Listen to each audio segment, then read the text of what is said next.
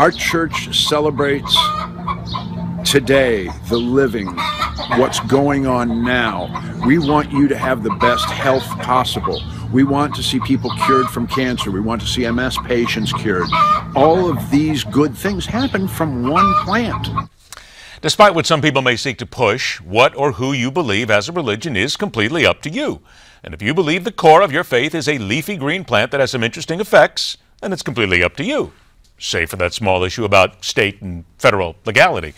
Let's talk about that and more. Welcome back, founder of the First Church of Cannabis, which has now found a home in Indianapolis. Bill Levin joins us. Bill, congratulations, because you've now found a home for the church, right?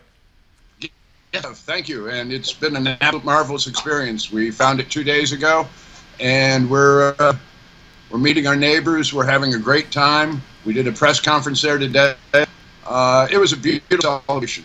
Now we're talking about, let's see, 2 rows of pews, 10 deep, office space, kitchen, large basement, community meetings, all this. You just mentioned your neighbors, though. How do they like you coming into the neighborhood? One neighbor was upset because she had a relationship with the church prior to us being there. And 3 years ago, her and that church split up, and she's been at war with the old church ever since. And now we came in, and we're not a Christian church. She's a little fragile, but everybody else in the neighborhood has come up, hugged us. We're helping some neighbors fix their fence. We're helping other neighbors get their lawn cut. We have a huge community outreach program.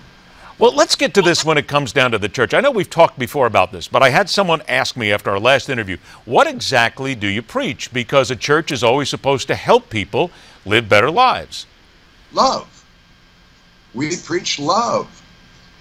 Did I freeze? You did freeze, but that's okay. Keep going. I can still hear you, and there you go. We got through it. All right. So you teach love and being able to speak through Skype freezes, which is always good if you're ready to go. But why do you need, and here's what people ask, why do you need cannabis to teach love? Shouldn't you be able to do that without the weed? If you read our 12th pathway, it's pretty self-explanatory. I like your puppy in the back. I think he's trying to get involved in this. But not my monkey. It's my cockatoo. Oh, that's your cockatoo. I thought it was. Well, then explain it to us, though. Very briefly, though. Explain what that codicil is.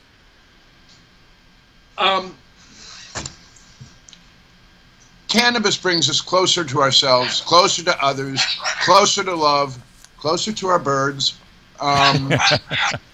It brings us closer to God. We don't say God in our church. We say love. Because God, women who will say goddess, and one man's God is, George Burns, and another man's God is Wendy O. Williams. So defining God is not anything we want to get involved with.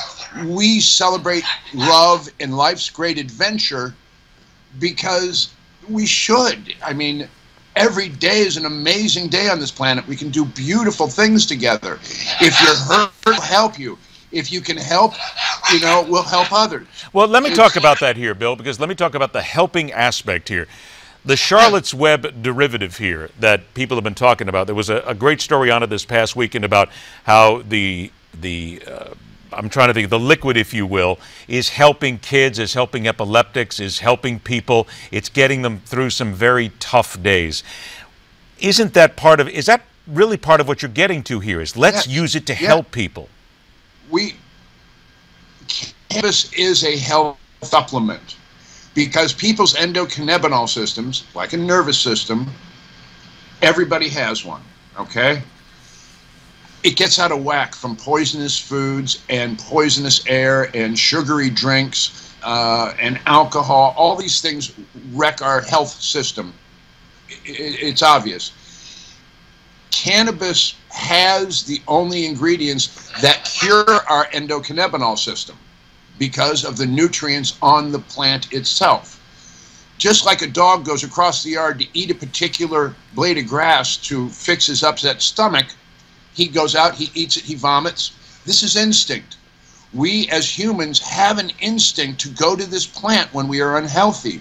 And the world is so unhealthy now. Yes, we need this plant in our life. We need it to celebrate love and to maintain a steady health balance. And I want to point out, and correct me if I'm wrong, that you begin on July the 1st, I believe. So July 1st is your first service, correct? July 1st at 12:01. Okay, and I know that your bird is going to be there because absolutely I have a feeling that he wants to be part of everything.